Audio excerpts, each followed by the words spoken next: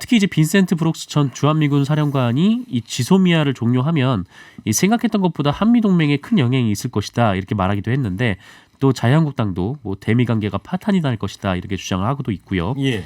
하지만 또 그렇게 보지 않는 쪽도 있습니다. 이 지소미아라는 게 이 미국은 사실 상관없거든요. 공식적으로는 이게 한일 간의 문제이기 때문에 미국이 어떻게 뭐 개입할 수 있는 여지가 많지 않고 또 지소미아를 통해서 뭐 오간 정보도 총량은 사실상 그렇게 많지 않다. 뭐 이런 지적도 있고 또 한미 간은 또 동맹이잖아요. 이게 네. 소국 관계가 아니고 그래서 미국이 원한다고 뭐 다 할 수 있는 것도 아니고 또 그럴 필요도 없다. 이 한미 동맹이 뭐 균열이 갈 정도의 그런 사안은 아니다. 이런 분석도 있습니다. 그리고 이게 지소미아가 설사 종료가 되더라도 2014년에 뭐 체결해둔 TISA 네. 한미일 뭐 정보 공유 약정이 있기 때문에 이걸로 유지가 돼도 가능하다 이런 분석도 있더라고요. 최고의 허리케인 라디오. 가벼운 뉴스는 가라. 무게 있는 뉴스만 골라서 서빙해드리겠습니다. 무거운 녀석들. 무게 있는 뉴스 전해줄 무거운 녀석 두 분 나왔습니다. 먼저 뚱커벨 인사이트 K 배종찬 소장. 네, 벨벨 뚱커벨입니다. 뚱블리 정상근 기자. 네, 안녕하십니까? 자, 여러분 코너 끝에 방송만 잘 듣고 계시면 금방 맞히실 수 있는 무게 있는 퀴즈 내드릴 거예요. 지금부터 무거운 두 분이 전해줄 무거운 뉴스 잘 들어주시기 바랍니다. 자, 무게 있는 뉴스 첫 번째 뭡니까? 바로 오늘입니다. 지소미아 종료. 지소미아는 한일 군사정보 보호협정입니다. 네, 오늘 밤 12시죠. 네. 네. 오늘에서 이제 내일로 넘어가는 자정에 이제 지소미아 종료되는데 우리 정부 입장은 뭐 변한 게 없는 거죠? 우리 입장은 변할 수가 없는 것이요. 일단은 지소미아 종료 선언을 했던 가장 큰 이유가 일본의 경제 보복 조치였거든요. 예. 주요 반도체 부품 소재 세계 품목에 대해서 일본이 8월 초 수출 규제를 시작한 것부터 9월 초에는 이 백색 국가 화이트 리스트. 그렇습니다. 수출에 혜택을 주는 백색 국가 리스트에서 우리를 또 빼버렸고요. 한국을 제외했습니다. 예. 그래서 우리가 이 지소미아 종료선을 했던 것인데 일본이 이 경제 보복 조치를 취하면서 했던 말이 있습니다. 한국을 군사적으로 신뢰할 수 없기 때문에 네. 이 수출 규제 경제 보복을 했다. 그렇다면 군사적 신뢰를 하지 못하는 국가와 군사정보보호협정은 말이 안 되지 않습니까? 그렇죠. 그러니까 이걸 안 보니까 떼어놓고 봐야 된다는 이야기를 하는데 왜 우리만 떼어놓고 봐야 되죠? 그러니까요. 그러니까 그래서 우리 정부의 이야기는 일관되고 있습니다. 일본의 태도 변화만 있으면 우리도 지소미아 종료를 철회할 의사가 있다. 네. 뭐 우리 정부는 양쪽 다 열어놓고 지금 이야기하고 있다는 거 아니에요? 몇 시간 안 남았어도. 자, 정상근 기자. 일본도 뭐 변한 거 없죠? 네, 뭐 변한 게 하나도 없습니다. 오히려 그냥 뭐 지소미아 종료에도 문제 없다. 뭐 이렇게 나오고 있는 상황인데요. 스가 요시히데 관방장관이 어제 오전에 기자회견을 열었는데 어찌됐든 일본은 한국의 현명한 대응을 요구하고 있으며 입장에는 변화가 없다라고 설명을 했습니다. 그리고 이 지소미아가 설령 종료되더라도 문제가 없다. 이 자기들은 미국 정보에 대해서 이 지소미아는 보완적인 정보 수집이나 할 때 쓰는 거다. 네. 뭐 이런 식으로 말을 하기도 했는데 하지만 이 북한의 미사일 발사 당시에 일본이 상황 파악을 좀 제대로 못하는 일이 있었거든요. 네. 이 종료 전임에도 불구하고 좀 그런 일이 있었는데 이 정말 문제가 없다고 보는 건지는 뭐 잘 모르겠습니다. 네. 뭐 수출 규제도 뭐 문제 없다라고 했는데 일본의 타격이 꽤 있었던 상황이거든요. 그렇죠. 정경도 뭐 국방장관 얘기로는 우리한테는 지소미아가 일본에 비해서 상대적으로 이렇게 절박하지는 않다. 이런 말도 했었는데. 네, 그렇죠. 일본의 설명과는 다르게 지소미아의 경우에도 이 박근혜 정부 말미에 이 한일 군사정보보호협정이 맺어지지 않았습니까? 2016년 11월이죠. 그랬었죠. 그때가 사실상 이 탄핵 국정농단이 있던 때였는데도 불구하고 미국이 강력하게 주장을 했기 때문에 지소미아를 맺었던 것인데 근데 지금도 그 방금 이야기를 하셨지만 오히려 그 동안에 서로 간의 군사정보 교류를 보면은 우리 쪽 중요한 정보들의 도움을 일본이 더 많이 받았다. 네. 이런 분석과 해석이 나오고 있는 것입니다. 그렇죠. 그 김현정 청와대 안보실 2차장 미국에 이제 갔다 왔는데 뭐 좀 성과가 있었대요? 김현종이 안 보인다는 이야기를 했었거든요. 네. 그러니까 워낙 이 대미 무역 협상 관련해서는 대한민국에서 손꼽을 수 있는 인물이기 때문에 또 더군다나 안보 2차장도 맡고 있는데 방위비 협상 같은 중요한 이 자리에 왜 빠졌느냐. 실제로 지금 한국 측 수석 대표도 금융위원회 출신이거든요. 네. 그만큼 동계산을 해야 되는데 여기에 동계산 잘하는 협상 잘하는 김현중이 왜 없냐. 극비리에 미국을 갔던 겁니다. 예. 미국에 가서 두 가지 지소미아와 이 방위비 협상과 관련해서 미국 조야에 또 정부의 의견들을 청취하고 우리 쪽의 의견도 전달했는데 미국도 이 국내에 들어와 있는 협상팀이나 미국의 하원 또 상원이나 이 생각에는 차이가 없는 것으로 파악이 되고 있습니다. 네. 그 미국도 여전히 우리를 압박하는 거 아니에요? 그렇죠. 지소미아 네. 종료 철회하라고. 비건 국무부 장관 지명자는 무임승차 안 된다 이런 이야기를 했거든요. 네. 또 한편으로는 이 협상이 그동안의 협상과는 전혀 다른 협상이 될 것이다. 이런 압박 아닌 압박 같은 발언을 내놓았습니다. 네. 저는 이 보다가 우리가 1905년에 을사늑약이라는 거를 이또 이로부미하고 을사오적하고 체결해서 우리가 외교권을 박탈하게 됐잖아요. 늑약이었죠. 그때 상황하고 좀 비슷하다는 이야기가 있더라고요. 뭐냐면 그때 당시도 가스라데프트 밀약이 1905년 8월 달에 체결이 됐고 네. 그리고 11월 27일인가 17일 날 을사늑약이 체결된 거거든요.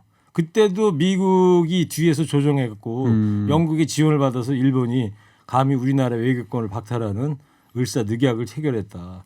한국사 전공이신가요? 그때 상황과 좀, 네. 좀 어렵게 외워가지고 말씀드리고 네. 있는데. 깜짝 놀래가지고. 아니, 그때 상황과 지금 상황이 어쩌면 이렇게 오버랩이 되는지 좀 모르겠습니다. 네. 역사는 돌고 돈다고 하지 않습니까? 네. 자, 정상영 기자, 네. 지소미아 종료. 이따 12시 이후에 큰 변화가 없다면 이제 종료가 되는 건데 네. 뭐가 달라지는 게 있어요? 일단 뭐 대일 관계 그리고 대미 관계 좀 이렇게 나눠져서 좀 전망을 해야 될 것 같은데 이 중에 사실 뭐 대일 관계는 뭐 특별히 달라질 것도 없습니다. 뭐 일본이 뭐 추가 조치를 할 것도 없고 뭐 이미 상황이 예견돼 있었기 때문에 크게 뭐 달라질 것 같지는 않은데 다만 대미 관계에 있어서는 이 불안감을 제기하는 측도 있는 지금 그런 상황이거든요. 네. 특히 이제 빈센트 브록스 전 주한미군 사령관이 이 지소미아를 종료하면 이 생각했던 것보다 한미 동맹에 큰 영향이 있을 것이다 이렇게 말하기도 했는데 또 자유한국당도 뭐 대미 관계가 파탄이 날 것이다 이렇게 주장을 하고도 있고요. 예. 하지만 또 그렇게 보지 않는 쪽도 있습니다. 이 지소미아라는 게 이 미국은 사실 상관없거든요. 공식적으로는 이게 한일 간의 문제이기 때문에 미국이 어떻게 뭐 개입할 수 있는 여지가 많지 않고 또 지소미아를 통해서 뭐 오간 정보도 총량은 사실상 그렇게 많지 않다. 뭐 이런 지적도 있고 또 한미 간은 또 동맹이잖아요. 이게 네. 소국 관계가 아니고 그래서 미국이 원한다고 뭐 다 할 수 있는 것도 아니고 또 그럴 필요도 없다. 이 한미 동맹이 뭐 균열이 갈 정도의 그런 사안은 아니다. 이런 분석도 있습니다. 그리고 이게 지소미아가 설사 종료가 되더라도 2014년에 뭐 체결해둔 TISA 네. 한미일 뭐 정보 공유 약정이 있기 때문에 이걸로 유지가 돼도 가능하다 이런 분석도 있더라고요. 네. 자 이제 뭐 한 40여일 뒤면 또 이 에밀레 종소리 새벽때 들을 텐데. 그러네요. 제야의 종소리네요. 그렇죠. 네. 오늘 밤에는 어떤 소리가 들릴까요? 종소리가 들릴까요? 뭐 아무 소리 안 나겠죠? 노래 소리가 들릴 것 같습니다. 알겠습니다. 그리고 새해에는 보신각종을 타종하지 않나요? 그렇죠. 보신각소. 네. 네. 에밀레종이 아니요. 에밀리 중이 아니네요. 너무 따지지 마시고요. 네. 벨 한 번만 더 눌러주세요. 예. 아까 저기 국사 전공은 좀 철회하겠습니다. 자, 네. 한 청취자 의견 좀 소개해. 핵심만 쏙쏙 최고의 코너 무거운 녀석들 요정이라도 날 수 없어 슬픈 뜬커벨 밝은 뉴스만으로 넘쳐나는 세상에서 자유롭게 날 수 있는 그날까지 응원합니다. 감사합니다. 오. 야, 여러분 막강한 팬을 두셨네요. 너무 시적입니다. 아, 축하합니다. 예. 자, 정상 기자 두 네. 번째 무게 뉴스 뭐예요? 자유한국당의 물갈이로 정해왔습니다. 네. 50% 물갈이 한다는 거죠 지금? 네, 어제 박맹우 자유한국당 총선 기획단장이 기자회견을 했는데 이 현역 의원 중에 50%를 물갈이하겠다. 네, 이런 입장을 밝혔습니다. 네. 그러니까 현재 이 자유한국당 의석이 108석이거든요. 이 중에 이제 지역구가 91석인데, 그러니까 이 중에 30%, 그러니까 30여 명의 의원들을 컷오프하겠다. 그러니까 아예 뭐 그 공천 경쟁에도 못 들어오게 하겠다. 배제하겠다. 이렇게 밝혔습니다. 지역구 91명 현재인데 네네. 그 중에 3분의 1, 30%니까 30명 정도는 네네. 아예 공천 심사에도 안 끼워주겠다. 네, 그렇습니다. 또 그리고 나머지 이 비례대표들 그리고 불출마자 그리고 공천 심사에서 탈락하는 사람 이렇게 다 계산을 하면은 50% 정도가 채워진다. 108명의 50%면은 한 54명 정도가 54 정도는 네. 지금 하고 있는 국회의원에서 빼버리겠다 이런 네. 얘기니까 상당히 큰 규모로 그렇게 계산이 네, 쇄신을 하겠다라는 겁니다. 자, 뚱커벨 이유가 뭘까요? 한국당 이러는 게. 네 가지 이유로 분석을 해볼 수 있는데 네 가지나 됩니까? 네. 세 가지가 아니고? 너무 세 가지를 했더니 예. 원성이 자자해서 자, 하나 더 1번 추가했습니다. 뭐예요? 첫 번째 무리하게 추가를 했는데 첫 번째로는 지지율 하락입니다. 하락. 지지율이 지금 타격받고 있는 상황에서 뭔가 반전 카드가 필요했다. 두 번째로는 내부 개혁의 목소리죠. 개혁. 김세현 의원도 중진임에도 불구하고 불출마 선언하고 쓴소리 하거든요. 없어져야 되는 당이다. 이런 마당에 중진 불출마의 카드를 꺼내들 수 있는 계기를 만들 수 있는 것이 물갈이라고 본 것이고요. 네. 세 번째로는 리더십 위기입니다. 리더십. 한기환 대표가 삭발의 단식까지 하고 있지만 그래도 뭔가 반전이 안 만들어지거든요. 그러다 보니까 이런 리더십 위기 그리고 나경원 원내대표를 향하고 있는 여러 가지 억측 또 의혹들 이런 것들도 좀 잠재우기 위한 것. 네 번째로는 네 번째가 뭐예요? 생각이 안 나네요. 네. 잊어버렸어요? 잠깐만요. 아니, 노안이 와가지고 잠깐만요. 그냥 세 가지만 세 네, 가지 세 가지로 정도로. 하겠습니다. 지지율 하락, 그다음에 개혁의 필요성, 리더십 부재. 이게 네. 이제 물갈이의 이유가 된다. 네 번째 생각났습니다. 뭐예요? 민주당보다 많이. 어, 그렇죠. 민주당보다 많이. 네 번째. 어디 적어놓은 거 지금 봤어요? 지금 막 노안이 와가지고. 네. 오. 개안이 되었네요. 네. 자, 뚱불 기자, 물갈이 반한다고 그랬는데 그럼 기준은 뭐래요? 그게 기준이 아직 결론이 안 났습니다. 뭐 당 안팎에서 뭐 논란이 되는 인물들이 뭐 TK, 뭐 PK 그러니까 이 당선 유력 지역에서 나오는 중진들이거든요. 예. 그러면은 이 기준에 그러니까 50%를 교체하는 기준에 뭐 의원들의 선수 그러니까 뭐 3선 4선수 네네. 그리고 이제 지역 이런 것들이 포함되냐 이렇게 물었는데 뭐 아직 기준은 없다라는 식의 답이 나온 상태입니다. 다만 뭐 내부에서는 이 지역별로는 기준이 될 수 있을 것 같다라는 말이 있는데 특히 TK 지역 같은 경우에는 뭐 꽤 많은 의원들이 뭐 공천에서 배제가 될 것이다. 네. 이런 얘기도 돌고 있습니다. 영어로 얘기하면 컷오프 될 것이다. 네. 컷 오프네. 자, 우리 뚱커벨. 먼저 아직 기준도 확정 안 되고 그랬으면 당내 반발도 뭐 예상되는 거 아니겠어요? 앞으로 더 커질 겁니다. 앞으로? 이게 이제 끝이 아니라 시작이다. 왜 그런 거 아니? 칼 자루만 이번에 발표한 총선 기획단이 가지고 있고 정작 칼은 누가 쥐고 있느냐? 공천관리위원회가 쥐고 있는 겁니다. 그러니까 총선 기획단은 이 크게 이제 우리가 어떻게 공천을 해 나가냐 큰 그림만 그려놨고 네. 세세한 공천 룰은 당 공천관리위원회에서 하게 돼 있거든요. 아, 그게 그러니까 또 그런 기구가 또 있군요. 그러니까요. 그러니까 앞으로 이 총선기획단의 의지와 또 공천관리위원회의 세부적인 이 룰이 맞아 떨어져야 이게 효과를 거둘 수 있는 것인데 과거의 경우를 보면은 여기서 상당한 논란이 발생하기도 합니다. 그러니까 칼 자루는 총선기획단이 가지고 있지만 칼을 쥐고 있는 공천관리위원회가 더 중요해진 거죠. 네. 요즘 비유가 역시 뭐 전문가답습니다. 예. 칼자루는 네네. 기획단, 칼은 네. 관리위원회가. 예. 요즘 칼같이 분석을 하고 있습니다. 그렇습니다. 기획단과 관리위원회가 이 선발이 잘 맞아야지 네. 잡음 없이 잘 굴러갈 것이다. 그렇습니다. 좋습니다.